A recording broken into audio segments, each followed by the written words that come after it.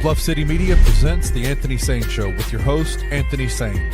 Now, let's get to the show.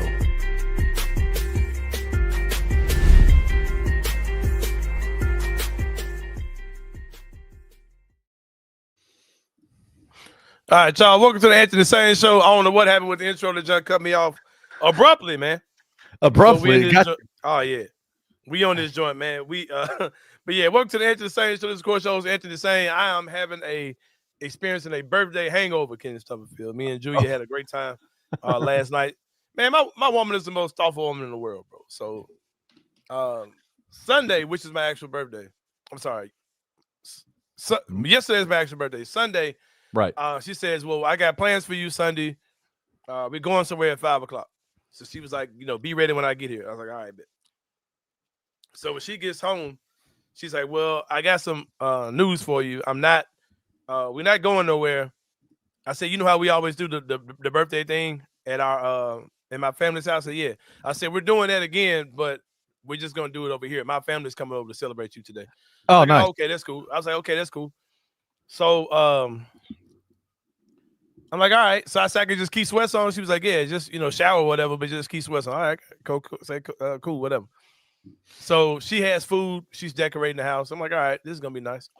So her family comes over. We chilling, and I'm like, well, your nieces and nephews coming. She's like, yeah, they coming. She's got adult, nieces and nephews, right? So I'm like, all right, man, I'm good. This is gonna be all right. So the doorbell rings, and open the door is one of my friends and his wife. I'm like, shit, man. Like, I didn't know you do it. Like, what are you doing? Like, and then the doorbell rings again, and it's another friend of mine and his wife, and Jason Smith and his wife are there. Like, I had no clue.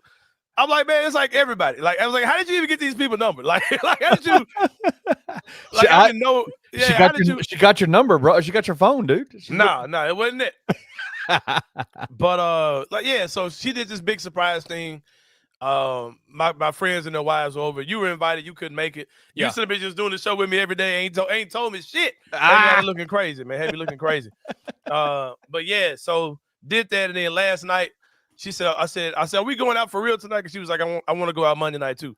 So okay, cool. So we are going out. She said we are going out for real, and she takes me to where we had our first date, man. The only time we've been to that place was on our first date. Oh, that's nice. And our first date was on November the 14th was our first date. And, our birthday was on November the 3rd. And, yeah, so we went to where we had our first date, and it was a great night. Had some hibachi, man. I took her to hibachi like a brokey 3 years ago, man. And hibachi's awesome. I don't know what you're talking about. It's a Drake joke where Drake was like, your man still take you to hibachi. Because it was a thing. It was a video talking about how Drake saying stuff that make you question your own self. I'm like, dude, hibachi's awesome. Take me to hibachi anytime you want to. It'd be the boy, choo choo, choo. But I was like, the little heartbeat, the little yeah.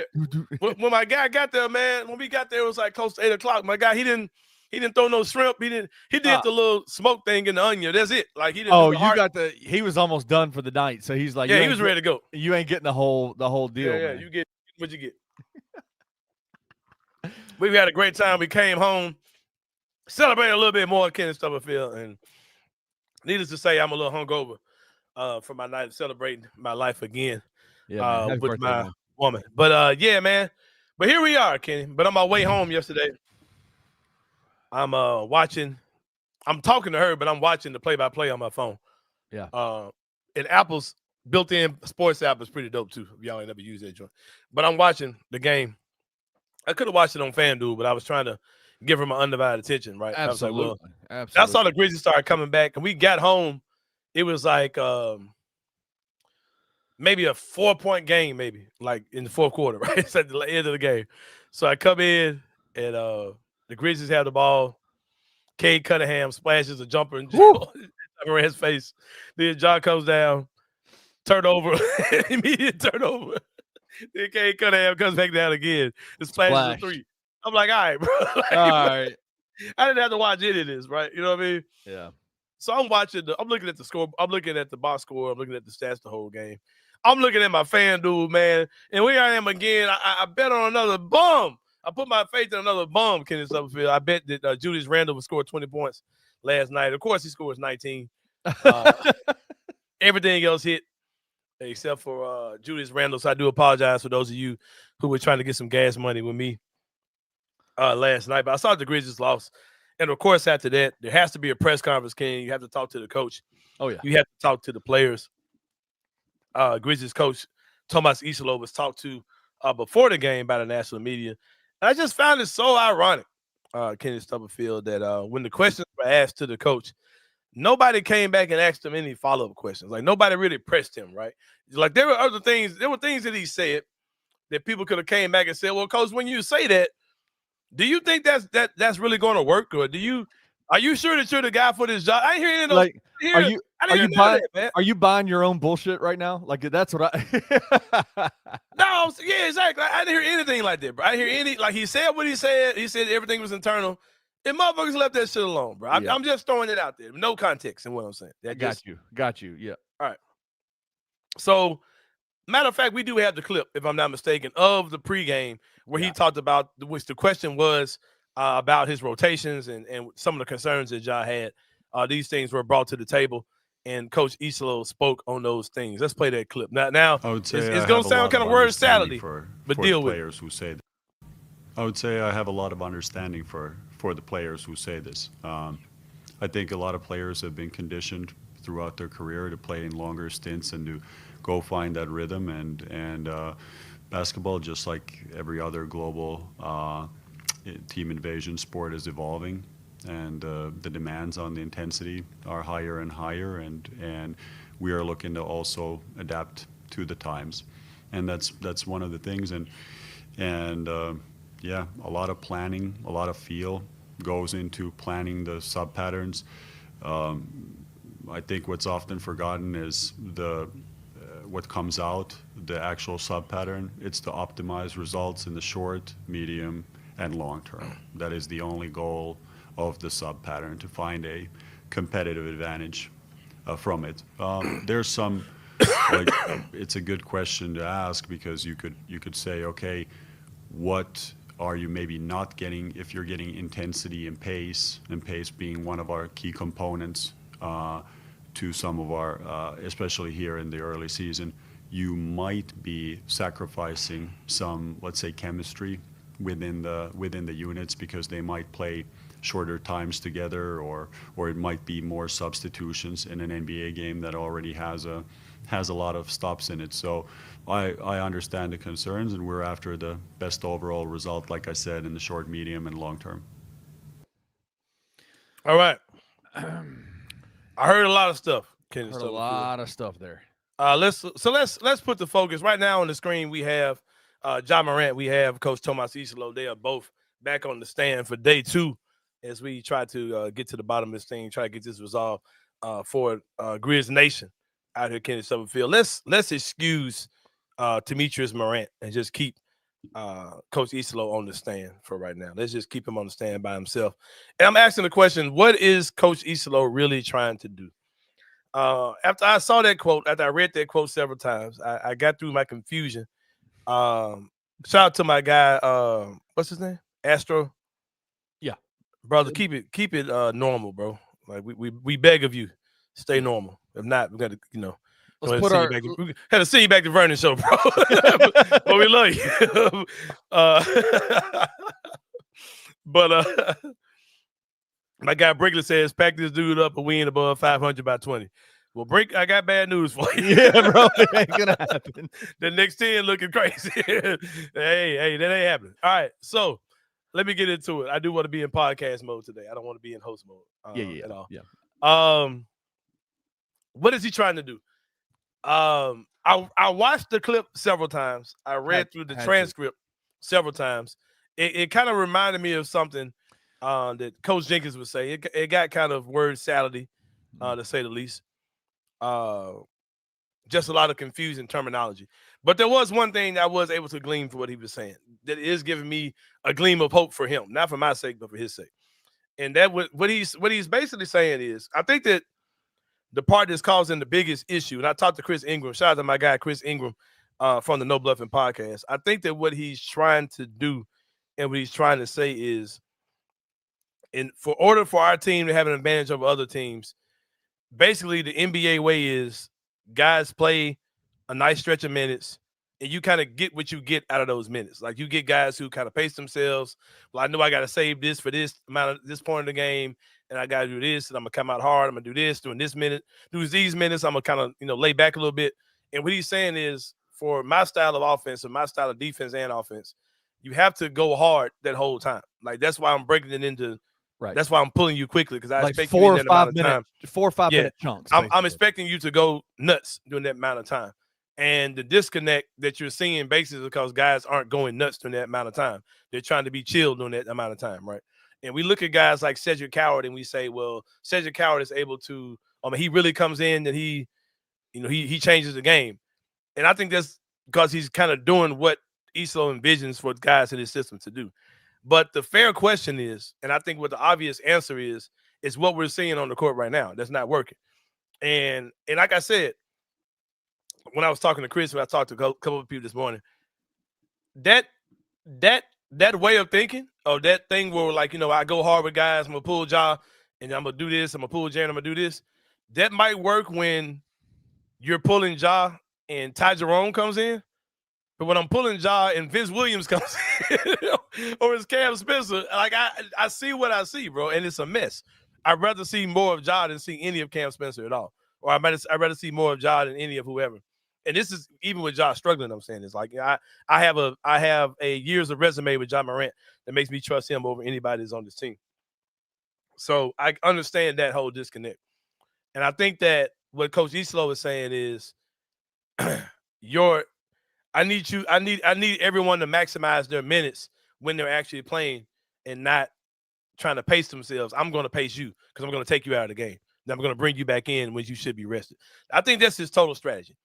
If that will work or not, I hear a lot of people say, well, that can't work because this isn't Europe, all those type of things. That might be true. And with the state of our roster, it just doesn't make any sense. Like, do that when you got a full roster, not now. You can't do that when PJ Hall's on the team. You can't do that when Javaris Small's out there. You can't do that with a lot of the guys we've got that are playing in the rotation. You can't do that when Jacques Landale's your starting center and you're just not paying Charles Bassey. And Charles Bassey is playing with right. When you're part of that 10-man rotation or 11-man rotation are 3 two-way players, that might not work. Exactly, bro. Those things aren't working, and nothing is going to work because when I had these conversations about the team this year, and my thing for the team, it hadn't changed. I don't know why people would think it would change. My thing for this particular season is hold down the fort till you get your guys back, right? That's been my thing this entire time. But with that being said, those guys aren't there, and I anticipated to see more of guys that we know work, or more of your better guys, and then to try to replicate what your rotations could be when everybody's here. Because everybody's not here, bro. You don't have the depth to do the things that he's doing. So that's what's causing the frustration. Like, I get it, but I don't. And I question if it's going to work. But I'm going to say something that's not that big of a secret, Ken Stubblefield. Let me say this. I like Iisalo. I think he's got a lot of good characteristics about himself. I think he's a good coach. I think that if you're talking about, there was no more risk to me in hiring a coach that was a phenomenal coach everywhere outside of the NBA, in some of the best leagues in the world outside the NBA. I don't think there was any more risk in hiring him than hiring the best coach in college basketball. Like, if whoever, I don't know who the best coach in college basketball is, but we had hired that guy, it would have been the same level of risk you're taking, right? You're going from one league to another. So, like I said, you're hiring a guy who, for all intents and purposes, the resume spoke to show that this guy is somebody who knows basketball, has been a successful coach, all those type of things. So I don't mind the risk in taking him. But I'm gonna tell y'all something else about basketball. Tell y'all something else about coaching. There is nobody in the world, because this is the thing that like people are kind of lost in when it comes down to a lot of the conversations that you see. There's no one. It's easier to get rid of your coach than it is to get rid of the 9th man on your roster. You know what I mean? Like, if the Grizzlies said, I want to get rid of John Conchar, or to get rid of whoever, to get rid of Brandon Clark, for instance, right?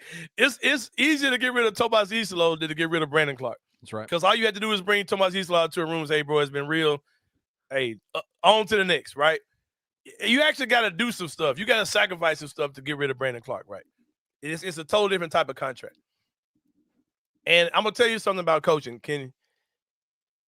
Either you're making it work or you're not. And in most cases, the coach don't make it work, and they're fired, and they're not here long, right? Just think about how many coaches Trae Young has had in this term since he's been there, right? How many coaches have been in trying to think of another team that's had a lot of coaches over this time. How many coaches, if we're going to go players, how many coaches has LeBron had in his career? How many coaches has LeBron had? How many coaches Giannis had, right? You know, those like coaches are to me, I think that coaches are probably the most overrated factor in the tools of success for a team. I think, Devin Booker's another guy. He's had a ton of coaches, right? And with that being said, it's on Iisalo, bro. There's no pressure. The pressure's not on Ja. The ball is not in Ja's court. It's on Iisalo, mainly because of the how big of the steps he's taking. He's been big stepping out here, right? And bro, you're betting on you. Like, you're betting that your style works. I'm right now, I think it's crazy what he's doing. Because, like, bro, you don't have the personnel, not just to fit a system, you just don't have enough able bodies to do what you're trying to do, bro. Like, you don't have enough dudes to just constantly pull your guys in and out of the game. And until you get your guys, I think you're going to forever struggle the way that things are looking right now. I will say, as a level of grace, that I would like to see how everything looks when your guys come back. I said that in the spring. I said that in the summer. I'm saying it now. You ain't got your guys, bro. That's undeniable. You're missing a lot of dudes. So I'm willing to see what that looks like when you get those guys back. Which, can I say that go ahead. To this? That flies in the face of everything that we said, like specifically myself on this show in the offseason, where I'm like, this is Ja and Jaren's team. Put them out there, let them do their thing, and like kind of let everything happen. Iisalo is clearly wanting, based on that clip that we just played, is wanting to do things in a very different way. He is wanting to absolutely maximize 1 through 11 on his roster and make them the best possible best possible player they can be. That's what I'm saying. When they got him the job, I was like, bro, if you just understand, because this, all you heard was, him and Zach, John and Zach pick and rolls.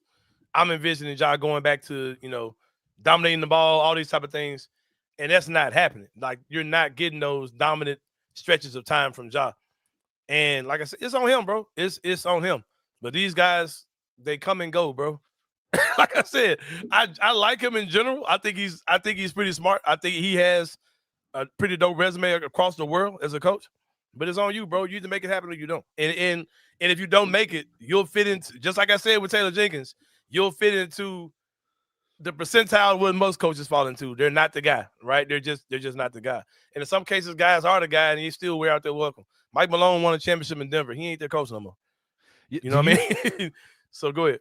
I think that's the part that this is the first time I've heard Iisalo in a defensive, like, question and answer. Yeah, and he sounded kind of crazy. Crazy for real. And it's the first time, because it has been incredible the amount of Iisalo truthers that we've had in the comment sections and the live and I fuck with the videos. And I'll listen, and I know you do too. You created a whole meme off of it, right? Like, and the only thing that I know about Tomas Iisalo was what the videos that you've shared with me about, like, when he's talking about basketball, and I like what he says. I like how he interacts with the game, his thoughts on the game, things like that.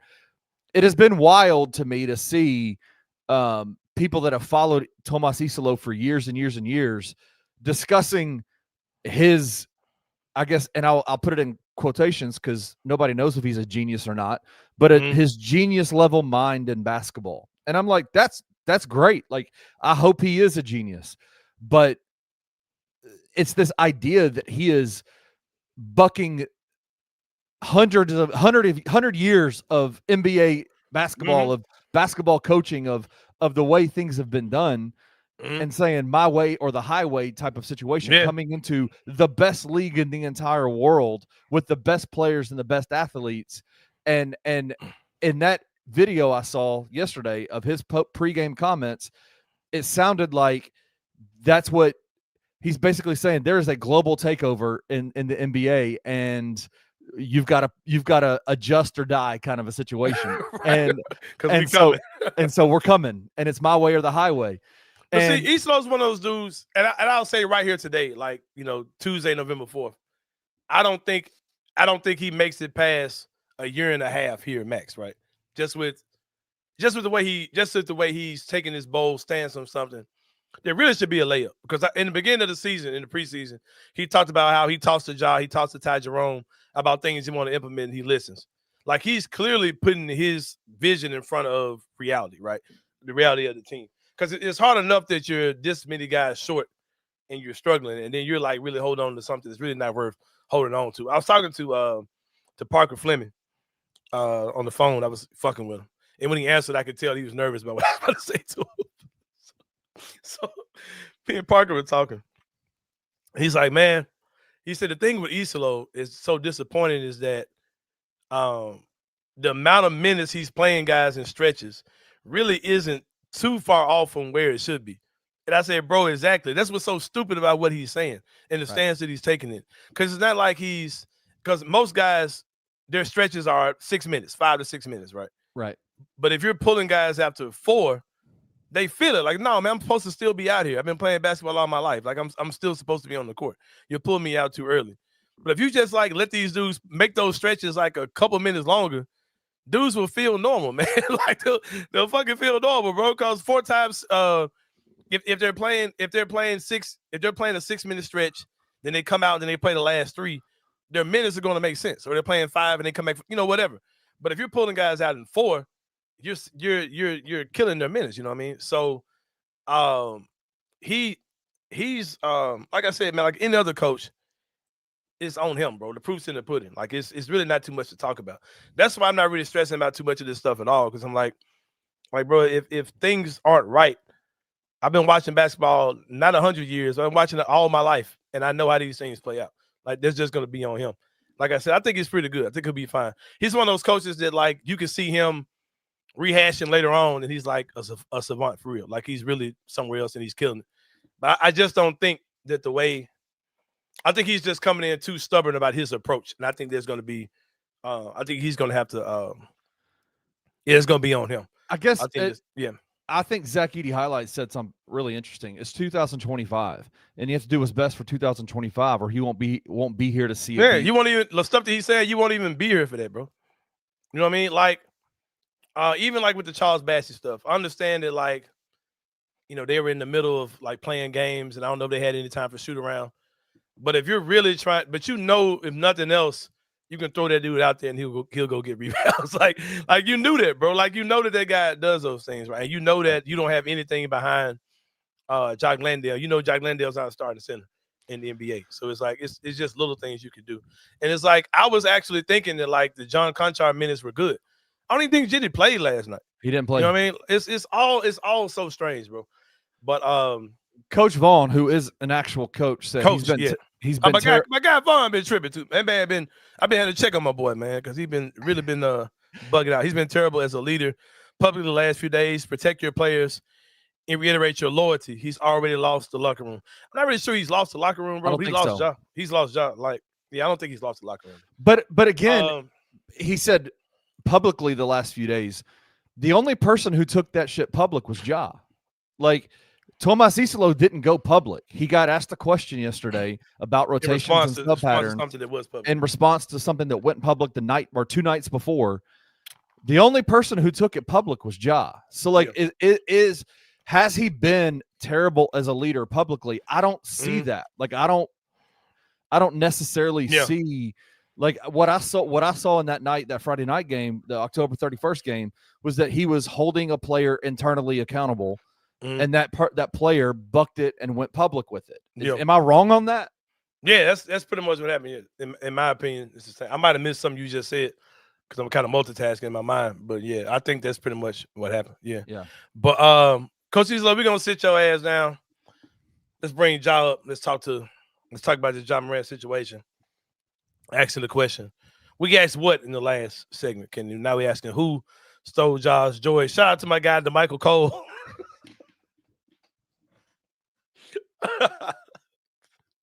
I told the Michael today, man. I said, bro, you anybody else, I'd be on your ass for real. Like, I'd be tearing your ass up if you wasn't you, bro. I had that conversation with the Michael this morning. We just laughed. That's my man, though, man. That's my man. Why did he ask that? Did he, and I'd love to have DeMichael on right now and just be like, the Michael Cole told me this morning. All I can say was touche, man. I said to Michael, you know them John's not 1,000 right now, bro. It's like, what did you expect him to say? I said to Michael, my only issue with anything you said is that you put John in a situation with the type of question you asked where there was at least a 50% chance it was going to go the wrong way. And when you ask a yes or no question that has an easy yes or no answer, there's at least a 50% chance it's gonna go wrong. Y'all write that down. That makes a lot of sense. Like, makes seriously. A lot of sense. Yeah. If I ask you a yes or no question, there is at least a 50% chance or more that whatever you say is gonna be taken the wrong way. Like this, period, bro. I said, and then DeMichael said, he said, Sain, but if you go back and watch my press conferences, I ask Ja about his mental all the time. I said, you know what, the Michael motherfucker, you do that a lot. That is kind of your thing that you do. But of course it was taken, and now as Josh says, he's lost his joy. That is the narrative, and now that's the narrative now, right? You know, regardless of what his intentions were. And I will speak on some of the other things that I heard.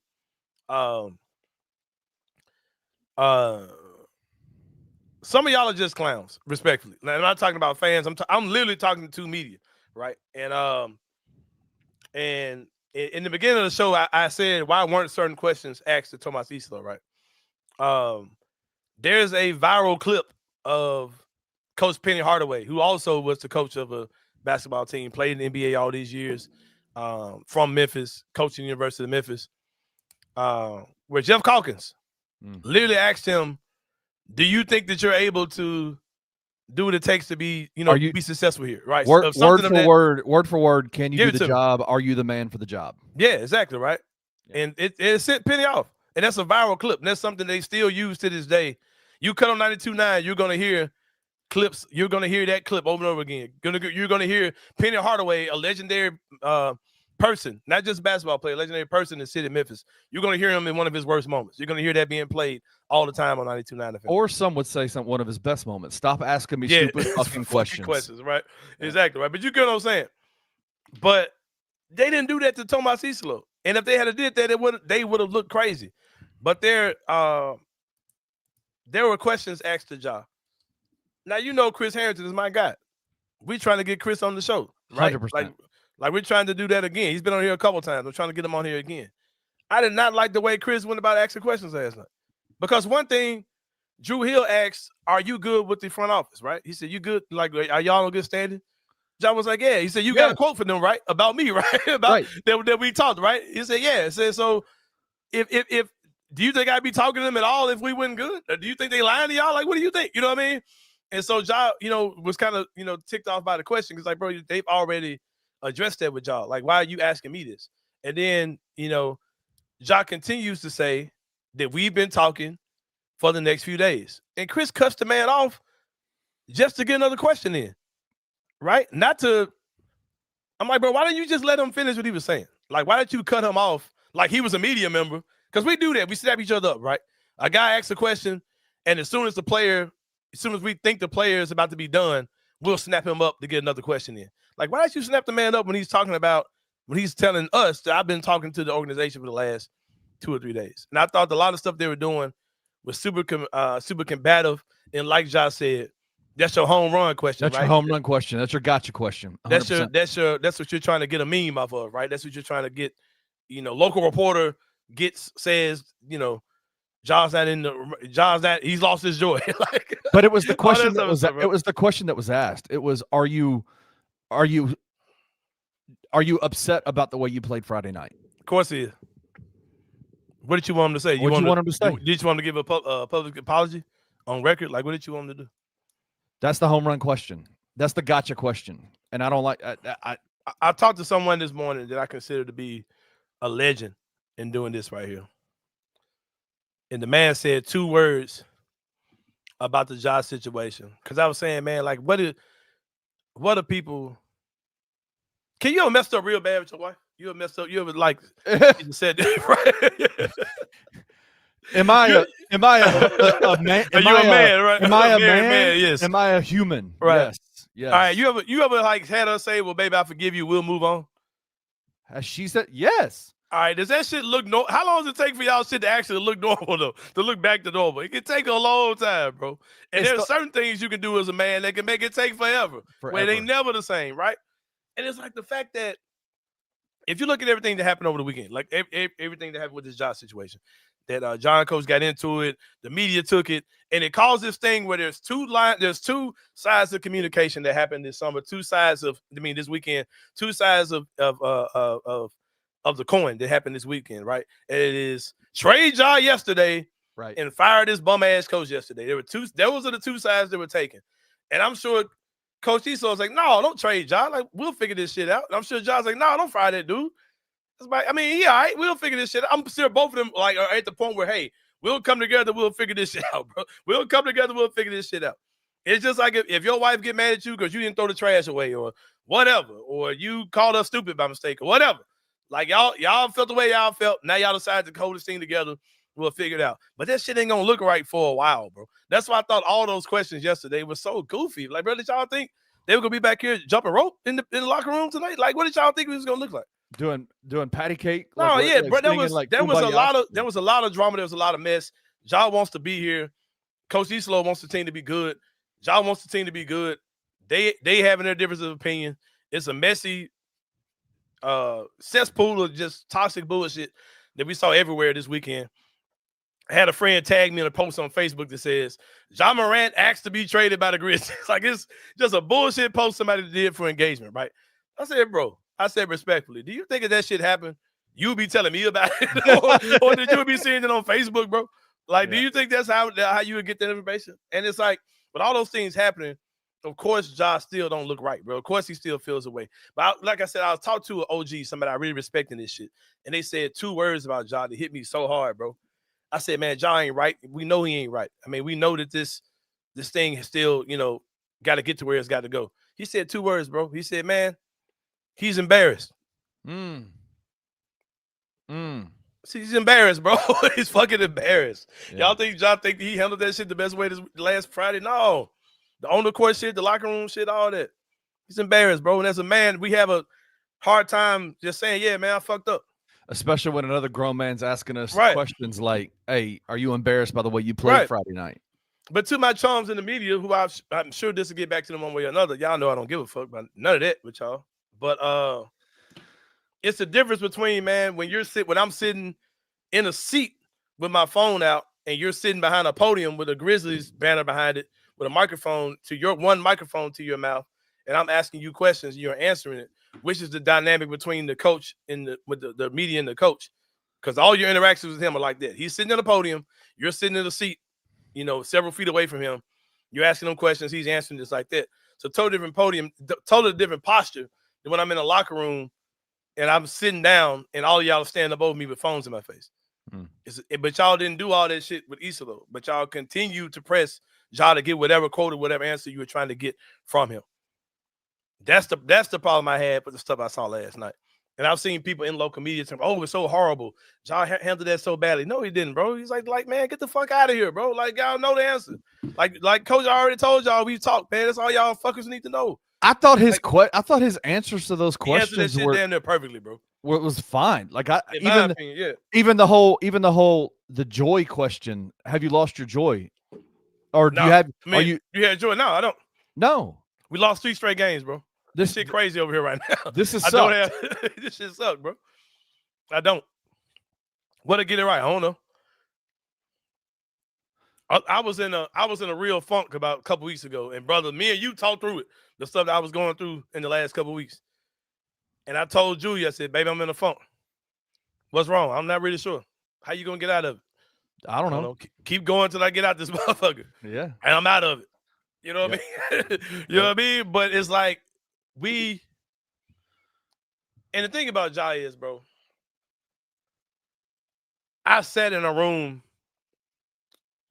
and I said this too. I told DeMichael this too. I said, bro, It's easy for me to talk when I'm the person who got kicked out of the who lost my credential for sharing a Taylor Jenkins meme. It's easy for me to say, right? How somebody should conduct themselves. But I remember, man. I remember when I remember a scrum when Ja was saying that, like, man, I'm not right, bro. Like, I struggle with the way I deal with stress. And I remember, like, seeing him back against the wall, nervous as hell, like rocking his body up against this brick wall when he had a half moon of probably 20 Memphis media members in his face, holding phones to his face and telling them, dude, I struggle with how I process stress. And I thought at this moment, bro, we have to change the way we interview these dudes, bro. Like, why is it for the coach? The coach gets to sit behind the podium. I'm sitting over here. I'm talking to him across the room. But for the players, he's sitting down. I'm standing above him with a mic in his face. Well, he's up against a wall, and there's 30 of us in his face with phones in his face. Why is that how it looks for the players as opposed to how we handle it for the coaches? And that's one of the reasons why I don't really give a damn about the post-game locker room covering games, because I think it's crazy. I'd rather reach out to somebody. I'd rather reach out to Ja's representation or Jalen Wells' representation or whoever. Man, let's sit down and talk, tell your story, get your shit off. Let's have an intelligent conversation. No pressure on you, no pressure on me. Let's chop it up. It ain't happening, but I'd much rather do that. I'd much rather do that, man, than sit in the locker room and have a phone to your face and ask you, like, are you talking to the front? Are you in good terms with the? Like, I don't have time for that goofy shit, bro. But Ja doesn't have his joy right now. And I think, and this is something else that I told to somebody, I had a problem with something somebody said on the radio this morning. I texted him about it. I said, bro, I don't think that's fair, what you're saying or what you're doing. And, my boy got kicked out. What did he do? I ain't even looking at the comments. I just thought he got booted. Let's keep podding, man. It's good.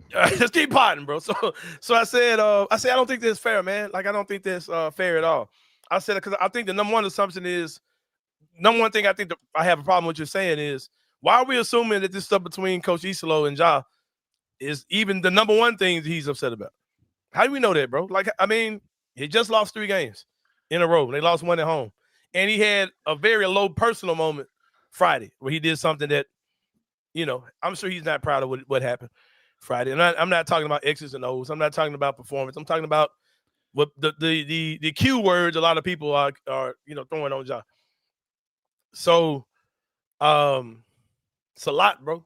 It's a lot. It's coming from a guy who's told y'all that he doesn't, told me, because I was in the room when he said it, that he doesn't process stress very well at all. Yeah. Right. So, Ja's joy is gone, Kenny Stubblefield. He has to figure out how to get it back. Only thing I would say to everyone is, just remember, man, at the end of the day, it's us versus, it's Memphis versus everybody for real, bro. Like, I don't have time to really get up in the arms of Coach Iisalo, because guess what? If Coach Iisalo keep doing what he's doing, he ain't gonna be here, bro. So, like, it ain't really much to debate about that, bro. Like, if he keeps doing what he's doing, he's gonna be gone. Like, that's what happens to coaches. When if it don't work out between him and the players, they get the boot. That's NBA history, bro. Regardless of what he's saying, or what his interpretation of NBA history is, if coaches don't line up with the best players on the team, they get the boot. I am willing to give him some grace because I know he's playing with a short deck. I'll see what it looks like when they get the short deck. I mean, when the deck is not as short, but I don't know. I'm not really confident in what it's going to look like. I mean, and let's just keep it basketball for 1 second. Mm-hmm. Like, last night, your starting shooting guard and your starting small forward shot. Oh, I ain't even got there yet. Are we going to get there? My bad. Yeah. Like, the fact that you want to just talk basketball, the fact that Jalen Wells and KCP, because when I had my bingo card, I was like, yeah, man, we got wings that can defend and shoot threes. Ja gonna be driving and kicking. You got wings that can make shots. You got 2 of them. You got 2 3-and-D wings. If this dude Cedric Coward pays out, you're going to be good.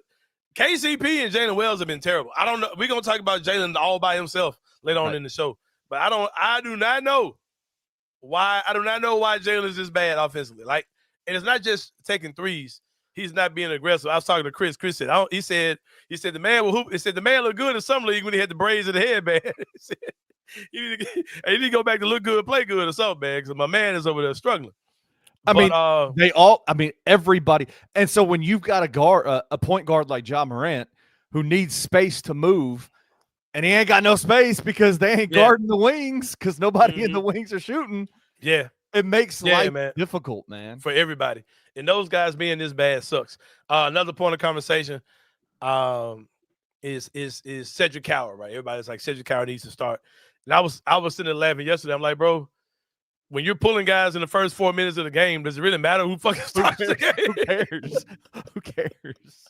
Like, they get pulled out so goddamn fast. Like, it don't even matter, man. But yeah, I think that's really the solution to fix all this shit, bro. Jalen Wells needs to just get the braids back. Shout out to Miss HLS1.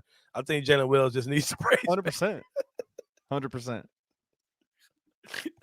We need braided Jalen back. Someone call Fred Wells, man. Where is he? Call Fred. He could be talk to Jalen and talk to Jalen and he said the braids were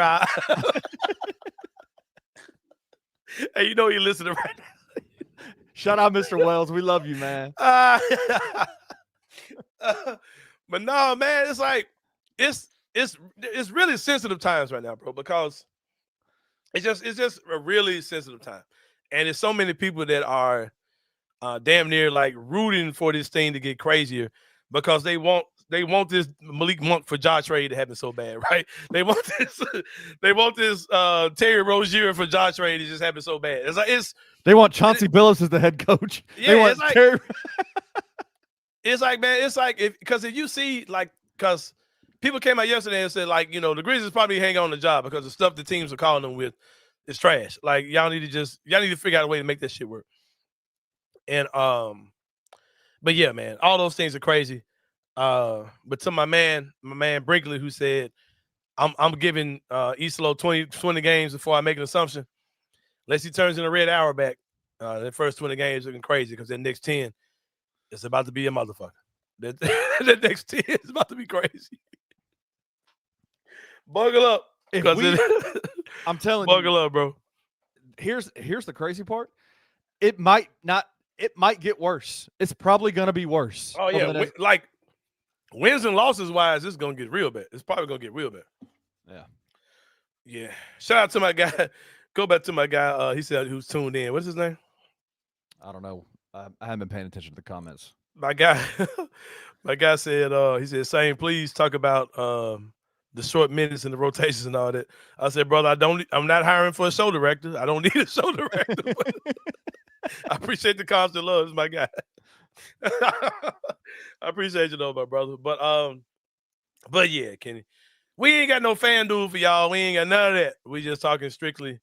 It's all Grizzlies today. Like that's all Grizz. That's the all day long here on the Anthony Sain show. Thank y'all so much, man. But before we do that, gotta show some love. It ain't all Grizz. I gotta show some love to my guy Reggie Alexander and the good people at Grade A Pest Control. 20 years in the business, man. My guy came from corporate America, working in sales and management for 2 Fortune 500 companies, offering the best, man, in pest and rodent control services. Born and raised Memphis. You might see him in a Tiger game. You might see him in a Grizzly game. Don't call the man over there for no honeydew stuff because he's gonna make you look like less of a man. I still got to talk about something I'm proud of too. Yeah, I might do it at some point in the day. Committed to excellence by applying human and pet-friendly products that are safe and highly efficient to meet your pest control needs. If you got some bugs, man, some roaches, mice, if you know you've been leaving the hot dog water on the stove, man, call my guy Reggie. He'll get you squared away. Mosquitoes, gnats, all that nasty ass shit y'all be having going on, man. Roof rats, all that bullshit, man. Get up with them. Or if you live out here in the suburbs of Horn Lake, a.k.a. Whitehaven, and all kind of creatures and shit be around your house, call my guy Reggie, 901-628-4867. Shoot him an email, greatapservices@gmail.com. But Kenny, the show is going to be a little elongated today. Pause. But we're going to take a break. When we come back, it's going to be more the Anthony Sain show. See you guys in a minute.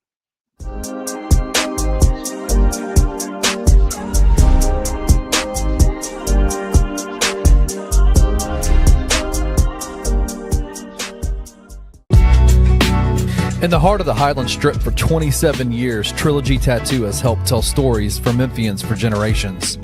Located at 530 South Highland, Richie and his team are waiting to help you tell yours. From tattoos to piercings, your body art should be as unique as you are. Voted a Memphis Flyer top 3 tattoo shop in the city of Memphis since day one. Your story will be safe here at Trilogy Tattoo. Open 7 days a week, Monday through Saturday, 11 to 11, and 3 to 11 on Sundays. They have convenient times waiting on you. Let Trilogy Tattoo help you tell your story.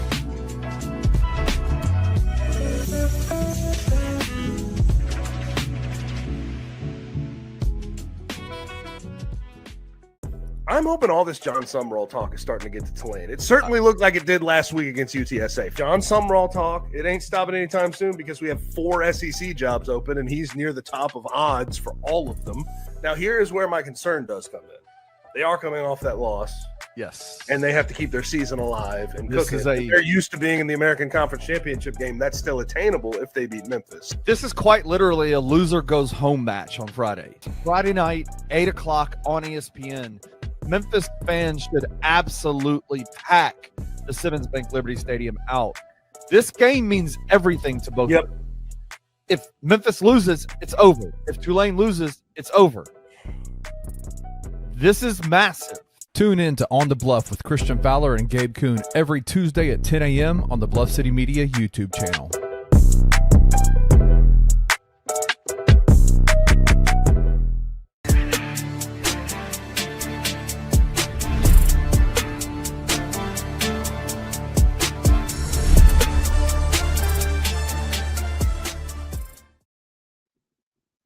Anthony Sain show, in-depth talk here, man. We digging, taking this, pulling the sheets back, Kenny. Have this conversation about this Grizzly stuff. Want to highlight this comment real fast. I saw that comment. Somebody says, Sain, I often say that you're an insane nerd on sports, but can't say you don't have points. Oh my God, gross. What in the world, whatever. I get it, brother. Y'all like to see this in a white boy package. I get it. I understand. Y'all, if you like to see, if I was a white nerd saying the things I say, nobody would have a problem with nothing I say. But the things I say, because it's coming from a black man, and I don't talk out my nose, and I don't code switch, and I don't pander to some of this other bullshit y'all be on. I get it though, bro. Like you would rather see this in a white package. You would rather see a white person pretending to be black or pandering to black people than actual black person doing these things and saying the things I say. I get it. I understand it, brother. I'm praying for you though, because I'm here. But yeah, let's get it going, man. Let's get it going. Oh man. Hey. Cause I know people who say some stupid shit all the fucking time, for real. But y'all never call them stupid. But y'all like to play that game with me like I just be saying crazy shit. But it ain't much you can say about me that's been wrong, buddy. She said, I'm a black French woman. But I see these white boys all the time. But still, look, I understand what you're saying. But even black people, I can tell you for a fact, there's a lot of black people that rather see stuff coming from a white person than coming from somebody black. Trust me, I know that for sure. Like I said, I can name a lot of white boys who don't be talking about shit, but y'all never call them out on it. But yeah, I can name white boys even talking about the Anthony Melton and Kyle Anderson for 5 years. But anyway, it's my man, bro. I fuck with Keith. But Keith be saying some crazy shit and nobody ever calls him out on. Not enough people call him out on. Joe Mullen next. Vernon. but hey, these my guys. Sharon, trust me. Or from me. Hell yeah. Y'all know what I mean. Oh, Sain be saying some crazy shit. No, I don't. You just don't like seeing it coming from a black man. But anyway, y'all want me to sit up here and let me be quiet, bro. I don't want folks mad at me, bro. It's us versus everybody, man. We don't need to be divided. All right. Welcome back to the Anthony Sain show, man. If you're trying to get a car, can it still feel? If you're trying to get from point A to point B, man, this is Grind City. Y'all know that grinding is part of the Memphis DNA. And when it comes to purchasing a car, Carway is the Memphis way as well. Quality cars that you can qualify for regardless of your credit history, with a staff that will make you feel comfortable and confident. My guys, it's feeling like you at the house, man. It's feel like you at the house when you pull up on them folks, man. You can ask Scottie Pippen Jr. and Zaire Williams about them as well as me, because I got my car from the good people at Carway as well. Since 2018, man, Carway has been grinding every day to be better for our community and for Memphis. Carway is the right way. Visit their website, carwaytherightway.com. Financing is available, man. You got bad credit, no problem. They're going to get you straight, man. They're going to get you into something. 6154 Summer Avenue. Give them a phone call, 901-440-8251. Ask for my guy, Mike Carruth, man. That's my motherfucking dog, man. Get up with him. For sure. The good people at Carway. And if you're trying to get a tattoo, man, y'all already know what's up, man. 27 years in the business. The best in the business for sure is our good people at Trilogy Tattoos, man. They've been doing this thing for 27 years out there on the Highland Strip.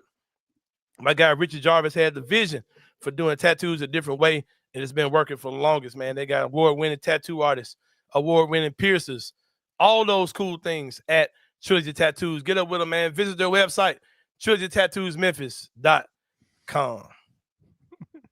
Shout out to y'all, man. Appreciate the people in the comments. Yeah. Sharon said, F that feeling. What y'all talking about, bro?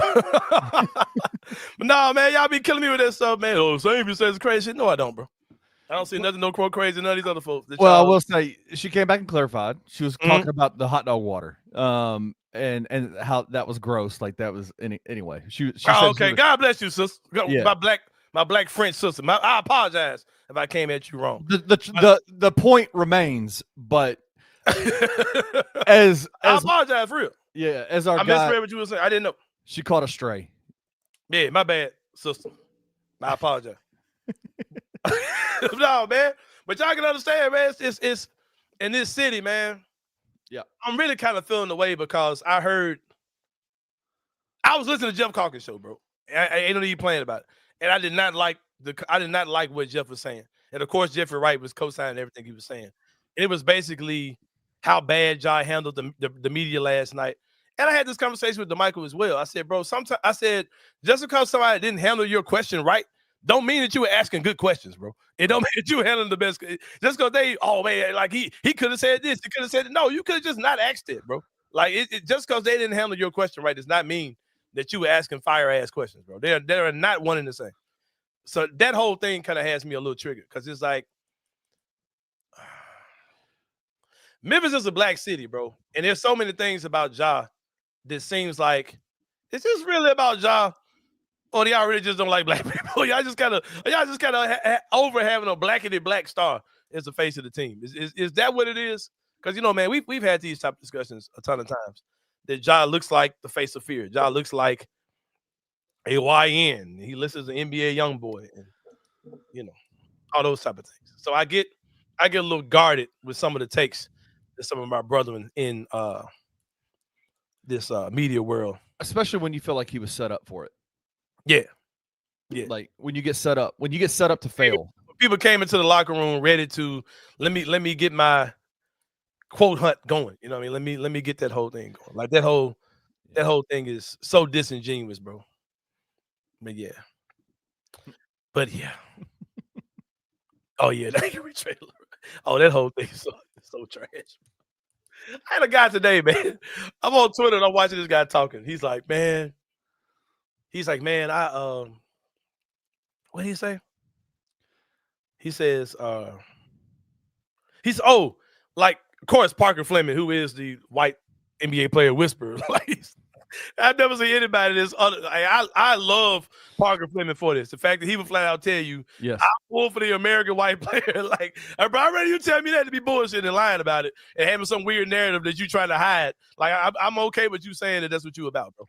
So, he was saying, like, Grizz Twitter was wrong about Jake LaRavia, right? And then this guy was like, black guy comes in and says, nah, the Grizz front office was, and everybody that leaves here goes on, and they're better somewhere else. I said, name them, please. Tell me the dudes under this front office that left here and they were better somewhere else. And I said, no, seriously, name them. And he's like, well, Jake LaRavia, Kyle Anderson. I said, bro, Kyle Anderson was not better when he left here, bro. And he's not in the league anymore. What are we talking? In the league. Like, bro, what are you talking about? Like I said, bro, Kyle Anderson was averaging 13 points a game in 21-22. He went down to 9 the year after. The Grizzlies moved on from him. No, he went down to 7 the year after. He went to Minnesota, went up to 9, and he's been worse ever since. He's never had a season close to the season he had his last season with the Grizzlies. So what are you talking about, bro? Right. Y'all just be saying shit, man. Like, I know you're frustrated, but just say shit, man. DJ, Tyus Jones has not been Worse. good. Been worse. Not he's playing 3 minutes a game for Orlando, who absolutely For needs real? a point guard. He's not playing. Somebody that gave him as an example. Yeah, Blackman. Tyus Jones' best years were here, bro. Yeah. Without a doubt. Shout out to the people is tuning in today, too, man. We got about 500 people watching the live stream. Shout out to y'all. I apologize to my my black French lady, man. You probably fine, too. Real talk. That sound kind of all right.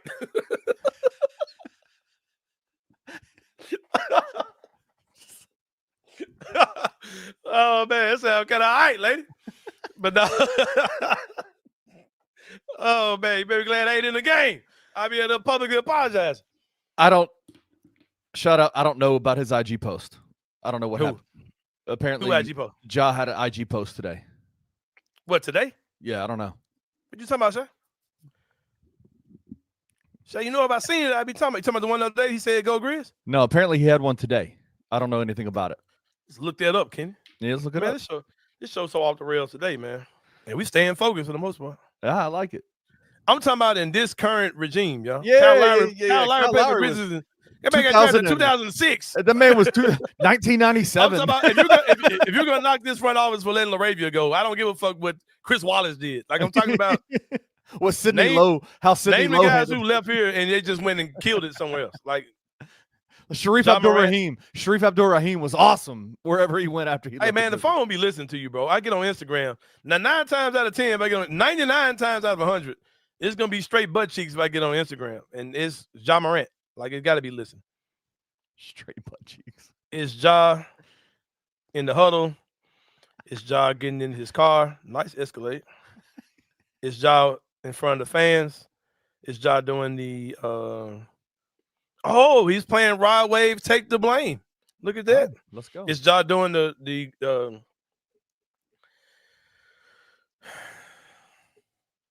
grenade, Selly.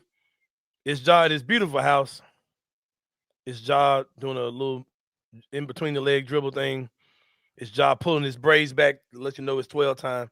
When Ja pull them braids back, man, it's on. It's on. Yep. It's Ja hit with the floater against Phoenix the other night. It's Ja looking real reflective, introspective, with a hoodie on. It's a black and white picture of Ja, which is always cool. Man, Take the blame, Ja. Man up, Ja. Man, we love you, Ja. Ja, we fuck with you, bro. When you asked me, Now I kept scrolling. I kept scrolling on Instagram, and now it's getting grizzly. Literally, let me back about this motherfucker. Wrap it up. Bring it back, man. Bring it back. You asked Bring me. it back, You bro. asked me a few minutes ago. Have me and my wife ever gotten it? Have I ever messed up so bad with me and my wife? There was one time she told me. She said, "I hate it when you gaslight me," and I'm like, "Oh goddamn!" Like that. I hate to hear that. Like I didn't even know that I was doing that. Man, guess what Julia told me the other day? She said, Anthony, I'm not your enemy. Right. I'm not here to cause any harm to you at all. Yep. I felt so. Oh God. I had to snort through my nose when I felt that one, bro. Yeah.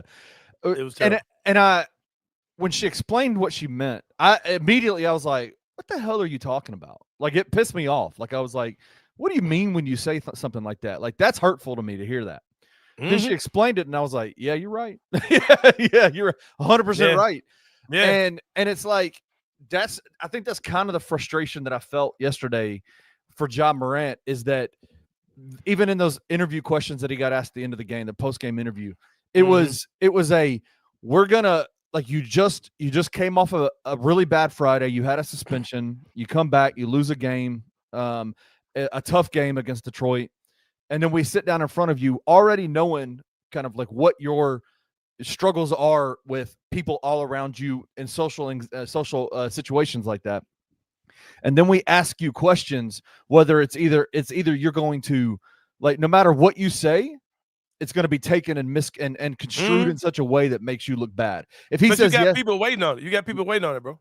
that is the ultimate example of gaslighting somebody. You are set up for failure. Like there's literally nothing that Ja could have said in that moment that would have been taken as, unless he just like completely waylaid himself on the floor and was like, yeah, I'm a screw up. And this, even in that sense, it's like taken negatively. He was gaslit into a really bad conversation last night. And now look at, like, instead of not that it's our job to protect him, but to not gaslight him, like to not set him up for failure. Like that just seems weak. When it comes down to the media, man, well, fuck most of y'all respectfully, but like being for real, like it's certain things that just hit so different when I see these questions asked by people that very well may just be passing through and aren't like real like Memphians, bro. Like I don't give a fuck how long you been living here. At the end of the day, bro, some of this shit y'all be on, I don't know what y'all might be on, bro. You know what I'm saying? Like because John Morant might just be a stepping stone for you to go do this in another market, or a stepping stone to get some clout or to get a raise or whatever. So looking at you, man, we know you've been doing that at every place you've gone. Like it's just like some of these folks, bro. Like I don't look at you no different than, bro. This shit means something to me, bro. Like if the Grizzlies trade 12, I be sick out here. And then people like I talked about the fear in Nashville, man. The Grizzlies moved anywhere, bro, I would be sick, bro. Like for real, like they really would affect my quality of life if the Grizzlies were here no more, man. It's like some people, they don't care. Like this ain't home to them. Yep. You know what I mean? Like, you know, some people they're gonna pander as long as they're getting a check in the city of Memphis. When they leave, and there's certain people that left. Look at some of the weirdo shit some of these people have said since they left this joint, bro. Media wise, like being for real. I ain't gonna name no names. You know, I ain't gonna name no names. I want to. Y'all know I do.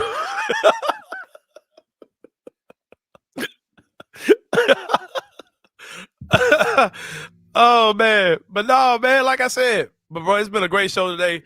I had a 3-pointer that's still Grizzlies related. We can say that for tomorrow. It'll still be relevant tomorrow, man. Trust me, bro. It'll still be relevant tomorrow, man. But man, I love y'all so much, man. In the comments, y'all been showing love. About 500 people in the live stream. I think that's the most we've had since we've been doing a daily show. Appreciate y'all. Man, I got a Sain brand. I'm so proud of myself, man. I'm gonna tell y'all what I did, man. Fuck that. Y'all ever hear this story, man? I love it. Man, Julia came in the other day. Julia comes to me about shit sometimes, like the weirdest times, right? I fixed the fucking toilet in my house, man. My toilet was like taking forever to run. It was running loud, all that type of stuff. Man, I went and fixed that shit myself, man. I went and bought the little piece for that joint. Got me a little bucket, drained that bitch. Put that mug in. I said, I'd be damned if Reggie Freeman come in my house and fix anything. And this our bathroom, a bedroom bath. So like, nah, you definitely ain't coming to the intimate chambers of my house. Pause. Reggie Alexander. You definitely ain't coming in here. So I said, yeah, man, let me fix this shit myself. I had an experience like that a few months ago. I completely fixed the washing machine, the dryer, and the dishwasher at our house. Oh, you were doing it. Like I was doing it. And then this past weekend, we had some friends come over, and I have a Blackstone out on my deck of my house. That's what I cook all my stuff on. And the guy came in. He's a expert Blackstone guy, and this motherfucker had to clean my entire Blackstone. Like he cleaned it. My wife is sitting there watching him as he's cleaning the Blackstone. This dude's got muscles galore. He's like this big, burly looking man cleaning my Blackstone, and I'm sitting over there just sucking your thumb, drinking water. Sucking my thumb, drinking water, going, thank you, sir. Thank you, sir, for cleaning my Blackstone. Oh God, it's so embarrassing. Oh man, I had a light. I don't know if y'all ever had this happen before, but we had a light fixture that was like buzzing. Like, you know, the light switch that was making a buzzing sound. I was like, bro, is the house about to blow up or what? So I looked it up and it was like, oh, the switch is going bad. Like, I don't even know what the fuck that means. What does that mean? So I called the electrician out. That was referred to me by Reggie Alexander of Grade A Pest, right? Oh, no. Oh, God. This guy comes over, man, and fixes the shit in like 10 minutes. It's like $200. I'm like, man, motherfuck, man. Did he ask you to massage his feet while he was doing it? None of that shit, bro. I'm like, man, I feel like a fucking clown. Like, I don't know how to do shit, bro. It's bad. The man had to clean my Blackstone. I've always either rented a house or rented apartments. Like, being in a house that we fucking own. Like having to like actually fix shit or get that shit fixed and not just calling the landlord. It ain't no joke. I'm paying you half a month every day it ain't working. Yeah. I'm prorating my rent. Like so it's no joke, man. No joke. This shit sucks, man. Oh, But God. man, everybody, like I said, I can't tell y'all how to think. I can't tell y'all how to react. I've been extremely entertained by a lot of the crash outs I've seen on Twitter about this stuff, bro. I've been celebrating my life so much over my birthday weekend that I feel away. I definitely feel stressed. I definitely feel away because there's a lot of strong things that are being said. There are a lot of like doomsday things that are being said. It definitely has an effect. But it's okay to put your phone down, man. It's okay to log off. It's okay not to watch my show if I'm stressing you out thinking about this stuff, man. So, but yeah, man, don't let this stuff bother you, man. It'll be okay. And if not, with the third pick in the third pick with the fifth pick in the 2026 draft, right? With the eighth pick in the 2026 draft, right? This pick is Phoenix's pick, but of course it's going to the Grizzlies, and of course the fourth pick is the Grizzlies' own pick. Whatever it is, man, we'll get through it, bro. The first time in history, one team has 3 lottery picks, 3 top 5 draft picks. Yeah, 2 of them are not theirs. No, but seriously, man, it is what it is, man. Like the Grizzlies have been here 25 years. We've been to the playoffs, 15 of them bitches. And with John Jaren, they've been to the playoffs every year that they've had even relative health. Now that's gonna be the case. I don't know, because we're going to dig such a hole before you start getting your dues back. But you know, we've seen Big Edie look like he's about to come. Yeah, all that type of stuff. Ty Jerome. Coach Vaughn says I'm done crashing out. Coach Vaughn, you ain't, bro. You're lying. He's been surprising to me. You're a coach. He's a coach. He was big time Coach Iisalo, bro. It's okay. You ain't gotta see. This is what Coach Vaughn is doing. He's really full of shit. Yeah. This is what Coach Vaughn is doing. He was somebody said when the next time I do see this one, y'all scare me. He just say, when's the next time you do he was downtown? Oh, okay. He said he's never been. But I said, bro, why have you been and ain't said nothing to me? But no, anyway, no. Tonight I'll be at Huey's downtown for music bingo. Starts at 7:00. And let me just give a piece of advice, to everybody. If you're gonna, you have a 901, and I'm saying specifically you, 901 Tigers fan for life. I don't know what you look like, what your real name is, anything. Please, when you come up and say hello, yes. I had a guy say hello to me the other day. Yeah, say your Twitter name, bro. Like, say your Twitter name. Gerald. Username. I don't know you. Like, I would love. I would love to get to know you. Like my personality, I'm gonna be like this the whole time. Like, until you tell me your name, I'm gonna be like this. Like, hey, bro, those encounters get me so scared, bro. Hey, bro, I had a dude. Oh, this is Tesh. Okay. I had a dude, man. A guy named John Keegan, big time Grizzlies fan, big time Tiger fan. The biggest white boy I've seen in my life, bro. That man neck stars underneath his ears. Like his shoulders and shit are right here. Like for real. He like this. Yeah, he's a monster. Yeah. Huge. That motherfucker walked up on me. I was working a warehouse job, and he comes out of the building with like a tool set, right? He's like, hey, you Anthony Sain? I'm like, man, who white wife am I fucking? Like, bro, what? He's like, you Anthony Sain? This time, bro, I was ruthless, right? So I'm like, who the fuck is this dude? He's like, yeah, man, I know you from Facebook. I love your stuff. I was like, oh shit, man. Hey, bro, what's up? Man, that man scared the dog shit out of me, bro. That mother look like Bill Goldberg, bro.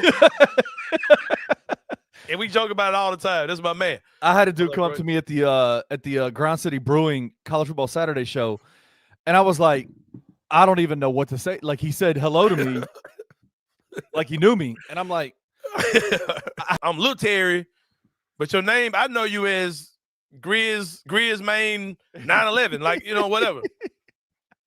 Grizz Loco or whatever, you know. So, like, it takes me a while to process, but I love it every time. I love to interact with people for sure. But I got to finish saying why Coach Vaughn is so full of shit. This is what Coach Vaughn is doing. Please, Coach Vaughn, please still be in the live. I just saw you comment. This is what the fuck Coach Vaughn has done. This is what he has done, right? Yeah, there he is. This is what he's done, right? Because he's like me. He was a T.I.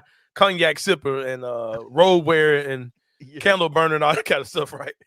And now, and see, Coach Vaughn also gets in spaces and all these type of things. He has all these arguments fighting for T.I., right? So now T.I. is struggling. Like he's trying to come all the way back around on the other side. Like, he's trying to like uproot everything he said. Like, no, bro, just like what I said. Hey, I like the man, but at the end of the day, coaches get fired, bro. That's all you really gotta say, man. And that's all you really gotta say, and we'll move on, man. But he's Coach Vaughn been going crazy on Twitter, bro. And I know what he's doing. That's why I'm laughing so hard. And like he's trying to uproot all the stuff he planted for T.I., bro. Because that man was dropping film like a motherfucker this summer, bro. Is Coach Vaughn in the trade? Is he in the get Ja off the team camp? Yeah. That man said, I'm tired of all this European stuff. Man, white boys, what do you mean? Bro, man, I was dying laughing.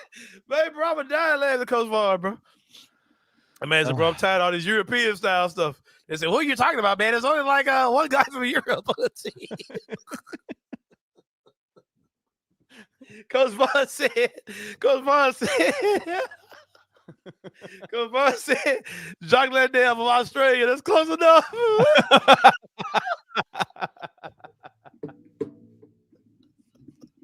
Hey, bro. Oh, man. God. Come on, man. Hey, what y'all gonna stop doing, white people? What y'all gotta stop doing? Y'all gonna stop giving me Giannis and like Wemby and no, bro. Fuck out of here, bro. Like, them niggas is not. Them niggas is not Greek or French. Them motherfuckers is some alien ass black people. Like, y'all can get the fuck out of here. I give y'all Jokic and Luka, but nah. Hey, we. Oh man. Oh shit. Y'all want this? Y'all want this USA versus the world shit so bad? Do that shit, black people versus white people. Oh god. Fuck the country, elite. Oh god. Do that shit.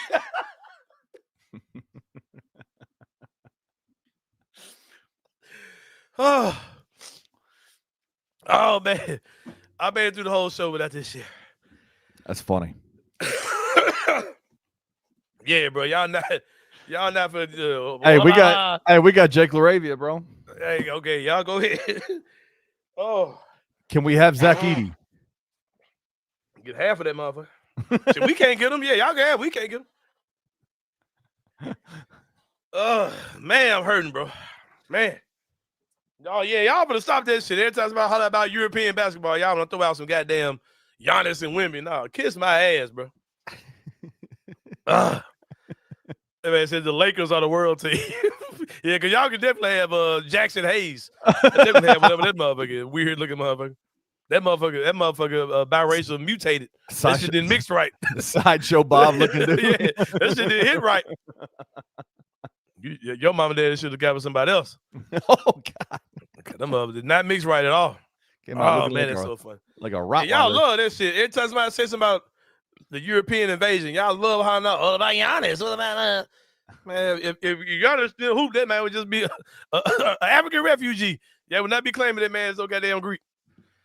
Oh man, shit. Hey, tomorrow we're gonna talk. Good, we're gonna talk about actual Grizzlies basketball. Yeah, outside of the drama. Outside of the drama. Because there's a lot to talk about with the play on the court. The play on the court has not been great. Mm-hmm. Who claimed to be black? Who are you talking about? Jackson Hayes? Yeah, he's black. Yeah, we get Hardestein. Oh, bro, we get Hardestein. No, we get Hardestein, bro. You a lie. No. How the fuck you figure y'all get Hardestein? Hey, bro, we get 7.5% of them. Ain't nobody with a black granddad is white. That's not true, bro. A black daddy? What are you talking about? You know what I'm saying? Yeah. His granddad is black. Oh, no, ain't nobody with a black granddad is black, bro. Or a black grandma. No. Now you go some generations before that, you can have him. We getting him. We getting Ty Jerome. Let's get 65%. No, y'all get nothing. One drop rule. We going by the same rule your forefathers set forward many generations ago. 2/3. Nah, we going by the one drop rule. Going by that show people like your next door neighbor. Yeah. Set in stone a long time ago. We ain't changing the rules now, dog. No. But yeah, man, let's get about this joint, man. For Kenny Stubblefield, this is Anthony Sain. Thank y'all so much for tuning in, man. Over 500 people tuning in to the live to you, chat. man. The biggest number we've had since we started going daily. Appreciate y'all. For Kenny Stubblefield, this is Anthony Sain. We'll see y'all next time, man, and we out. Thank you for listening to the Anthony Sain Show. If you enjoyed this episode, leave a rating and a review wherever you download your podcasts. Also, like and subscribe to the Bluff City Media YouTube page. We'll see you back here next time.